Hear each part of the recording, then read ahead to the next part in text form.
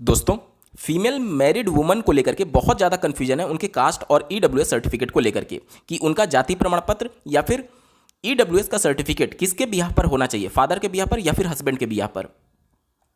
इसके संबंध में बहुत ज़्यादा कन्फ्यूजन इसलिए भी बढ़ जाता है कि अगर कोई फीमेल कैंडिडेट किसी दूसरे राज्य से शादी होकर के यूपी में आई तो उस कंडीशन में क्या उनको आरक्षण का लाभ यूपी में मिलेगा या नहीं, अगर उनके हस्बैंड भी कैटेगरी से बिलोंग करते हैं और उनके फादर भी कैटेगरी से बिलोंग करते हैं, या फिर इसके जस्ट उलट अगर कोई फीमेल कैंडिडेट यूपी से शादी होकर के किसी दूसरे राज्य में चली गई और अब वो यूपी टेट की परीक्षा में सम्मिलित होना चाहती हैं तो क्या उनको आरक्षण का लाभ मिलेगा। साथ ही साथ ईडब्ल्यूएस के लिए जो इकोनॉमिक स्टेटस देखा जाता है वो फादर के बिहाफ पर देखा जाएगा या फिर हस्बैंड के बिहाफ पर।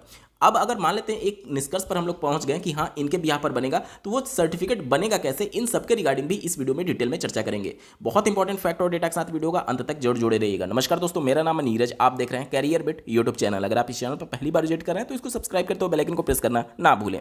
दिनांक 4 दिसंबर 2020 को उत्तर प्रदेश शासन के विशेष सचिव के द्वारा सभी जिला बेसिक शिक्षा अधिकारी, सभी जिलों के डीएम और निदेशक को उत्तर प्रदेश की उस समय की 69,000 शिक्षक भर्ती प्रक्रिया चल रही थी, जिसमें कई सारे डाउट्स थे। जिन डाउट्स को क्लियर करने के लिए यह पत्र शासन ने लिखा था, जिसमें जाति प्रमाण पत्र किसके बिहाफ का होना चाहिए उसके बारे में भी जिक्र किया गया है। और इसमें साफ शब्दों में यह कहा गया है कि जो जाति प्रमाण पत्र होगा वो माननीय सुप्रीम कोर्ट के जजमेंट के हिसाब से वो केवल और केवल पिता के पक्ष का हो सकता है जाति प्रमाण पत्र। अगर किसी ने पति के पक्ष का जाति प्रमाण पत्र के आधार पर नियुक्ति ली है तो उनका चयन निरस्त करने के आदेश माननीय सुप्रीम कोर्ट के जजमेंट के आधार पर उत्तर प्रदेश शासन ने दिया हुआ था। इसका मतलब क्या समझा जाए कि ना सिर्फ यूपी टेट, ना सिर्फ शिक्षक भर्ती, बल्कि किसी भी स्टेट में कोई भी विभाग के द्वारा रिक्रूटमेंट किया जा रहा है या फिर एडमिशन लेने के लिए प्रोसीजर चल रहा है, जो आपकी जाति होती है वो सिर्फ और सिर्फ आपके पिता से तय होती है। माननीय सुप्रीम कोर्ट ने यह टिप्पणी किया, किसी महिला का दूसरी जाति में शादी कर लेने मात्र से उसकी जाति का स्टेटस नहीं बदल जाएगा, बल्कि जिस जाति में उसने जन्म लिया है वह उसी में लाइफ टाइम के लिए मानी जाएगी। तो अब यह डाउट नहीं होना चाहिए कि जाति प्रमाण पत्र किसके पक्ष का होना चाहिए। जाति प्रमाण पत्र हमेशा केवल और केवल पिता के ही पक्ष का एक्सेप्ट किया जाता है। यहां तक क्लियर हो गया।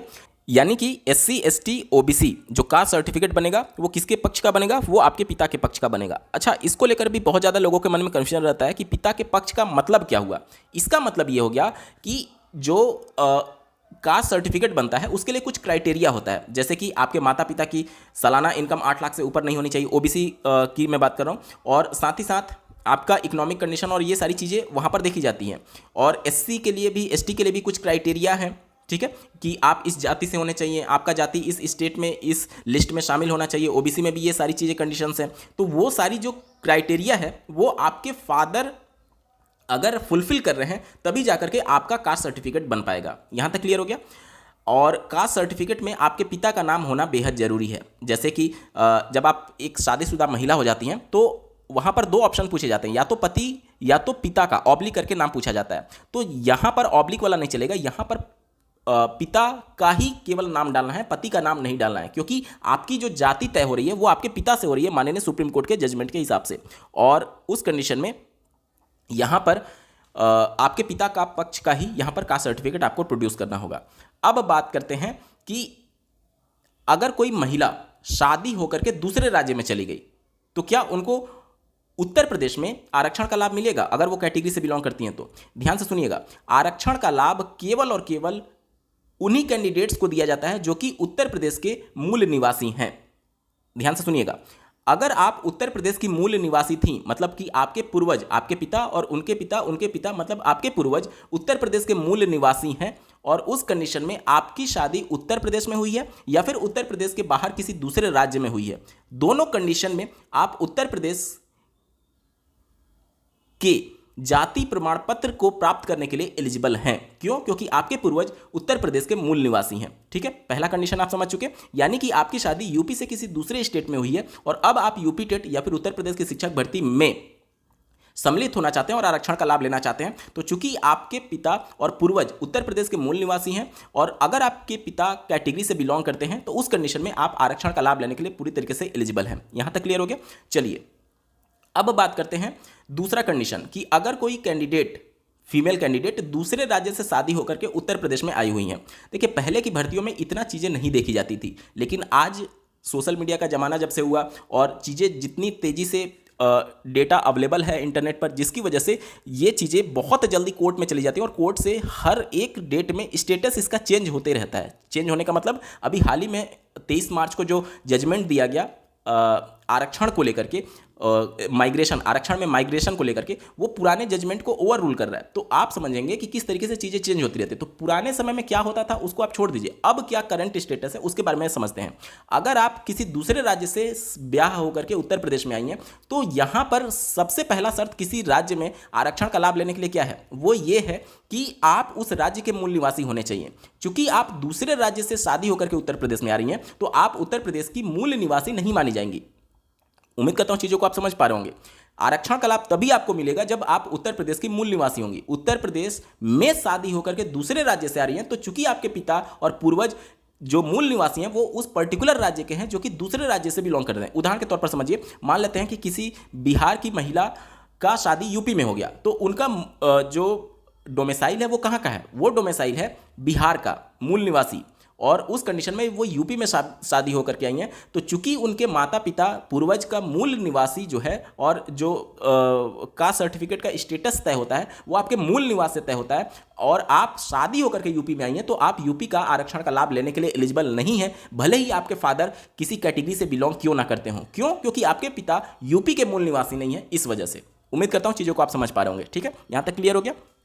चलिए, तो अब मैं समझता हूं आपके सारे डाउट्स क्लियर हो गए होंगे कि शादीशुदा महिलाओं के लिए कास्ट सर्टिफिकेट उनके पिता के पक्ष का बनेगा। पिता अगर यूपी के मूल निवासी हैं, उनके पूर्वज यूपी के रहने वाले हैं, तो यूपी का आप कास्ट सर्टिफिकेट का बेनिफिट ले सकती हैं अगर सारी क्राइटेरिया आप फुलफिल कर रही हैं तो। लेकिन अगर दूसरे स्टेट से शादी होकर के यूपी में आई हैं, तो उस कंडीशन में आप इसका लाभ नहीं ले पाएंगी, क्योंकि आपके पिता और पूर्वज जो हैं वो दूसरे राज्य से बिलोंग करते थे, और उत्तर प्रदेश में आरक्षण का लाभ लेने के लिए उत्तर प्रदेश का निवासी होना, मूल निवासी होना, केवल निवासी नहीं। देखिए, दो तरीके का निवास होता है। एक सामान्य निवास, उत्तर प्रदेश में जब भी आप डोमिसाइल बनवाएंगे तो वो डोमिसाइल 5 वर्ष की निरंतर रहने का प्रमाण केवल करता है। उत्तर प्रदेश में मूल निवास नहीं बनता है। जो आप ई डिस्ट्रिक्ट वेबसाइट से बनवाते हैं या फिर साइबर कैफे से या फिर जन सेवा केंद्र से बनवाते हैं, वो सामान्य निवास होता है। सामान्य निवास और मूल निवास में अंतर है। मूल निवास का मतलब कि आपके पूर्वज उत्तर प्रदेश में वर्षों से रह रहे हैं, मतलब कि आपका ओरिजिन ही उत्तर प्रदेश है, वो बोला जाएगा मूल निवास। लेकिन जो उत्तर प्रदेश में डोमिसाइल बनता है, वो आप ध्यान से देखिएगा, उस डोमिसाइल पर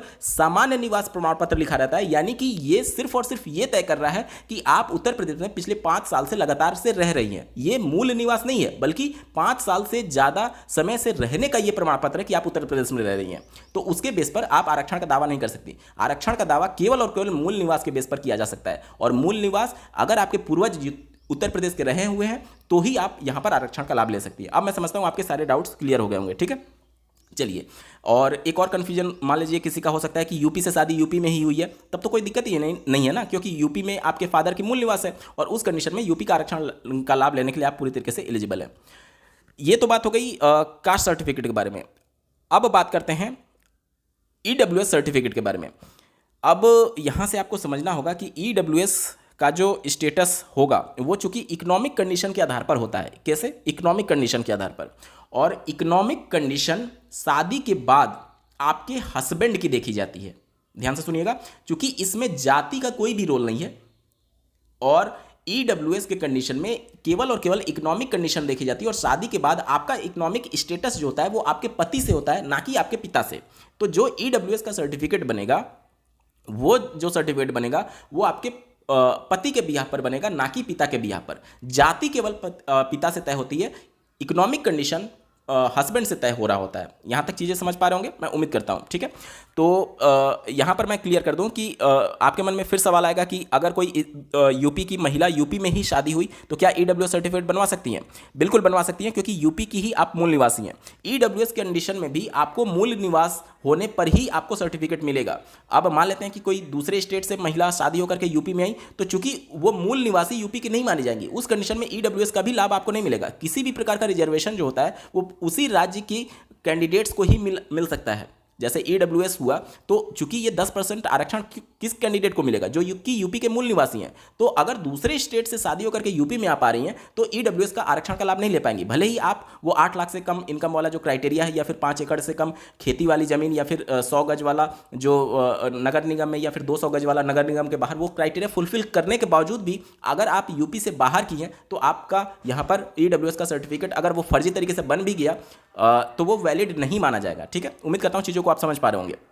वहीं पर अगर कोई एक महिला है जो कि शादी दूसरे राज्य में हुई और उत्तर प्रदेश की मूल निवासी हैं, और इस कंडीशन में वो आवेदन करना चाहती हैं, तो क्या वो कर सकती हैं? क्योंकि यहाँ पर आपको समझना होगा कि यहाँ पर इकोनॉमिक कंडीशन देखा जा रहा है, और इकोनॉमिक कंडीशन अब शादी के बाद आपके पति के बिहाफ पर तय हो रहा है, और उस कंडीशन में आपके पति किसी दूसरे राज्य से बिलोंग कर रहे हैं, तो वहाँ का इनकम प्रूफ के आधार पर अगर आप चाहें तो यहाँ पर इसका लाभ ले सकती हैं। क्यों? क्योंकि आपके पिता, माफ कीजिएगा, आपके जो पति हैं भले किसी दूसरे राज्य से हैं, लेकिन वहाँ पर उनकी जो इनकम है उसके आधार पर आप 8 लाख की क्राइटेरिया के लिए फुलफिल कर रही हैं या नहीं, बाकी अन्य चीज़ों के लिए फुलफिल कर रही हैं या नहीं, ये चीज़ें थोड़ी कॉम्प्लिकेटेड हो जाती हैं। क्योंकि वहाँ पर जो लेखपाल आएगा आपका वेरिफिकेशन करने के लिए, वो आपके हस्बैंड जो दूसरे राज्य से हैं वहाँ के लेखपाल से क्रॉस वेरिफिकेशन करने के लिए आपको वहाँ से कास्ट जो इनकम सर्टिफिकेट होता है, आय प्रमाण पत्र, वो आपसे मांग सकता है। जैसे मान लीजिए उदाहरण के तौर पर कोई एक यूपी की महिला है जिनकी शादी बिहार में हो गई है, तो बिहार का इनकम सर्टिफिकेट वो मांगा जा सकता है आपके पति का,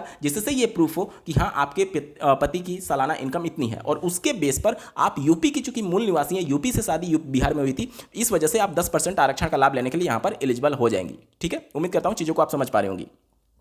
तो इस तरीके से चीज़ें डिसाइड हो रही होती हैं। तो ओवरऑल अगर मैं वीडियो को समराइज करूं तो जो कास्ट सर्टिफिकेट बनेगा वो पिता के पक्ष का बनेगा। अगर आप यूपी के राज्य में, यूपी में ही शादी हुई है तो आप आरक्षण का लाभ लेने के लिए एलिजिबल हैं। यूपी से दूसरे राज्य में शादी हो गई है तो भी यूपी का आरक्षण का लाभ लेने के लिए एलिजिबल है। दूसरे राज्य से यूपी में आई हैं तो आरक्षण का लाभ लेने के लिए एलिजिबल नहीं है। ठीक है। दूसरा, EWS का सर्टिफिकेट जो होता है वो इकोनॉमिक कंडीशन के बेस पर बनता है, जो कि आपके पति के बिहाफ पर बनेगा। इकोनॉमिक कंडीशन आपके पति का देखा जाएगा, और आपका यूपी का मूल निवासी होना यहाँ पर बिल्कुल अनिवार्य है। उम्मीद करता हूँ अब सारे डाउट्स आपके क्लियर हो गए होंगे। बावजूद इसके अगर आपका कोई प्रश्न रह जाता है तो कमेंट के माध्यम से पूछ सकते हैं। आपको ये वीडियो कैसा लगा, मेरा एफर्ट कैसा लगा, कमेंट के माध्यम से जरूर बताइएगा, और ऐसे महत्वपूर्ण अपडेट के लिए चैनल को सब्सक्राइब करना ना भूलें। इस वीडियो को देखने के लिए आपका बहुत बहुत धन्यवाद। भगवान करे आपका दिन शुभ हो।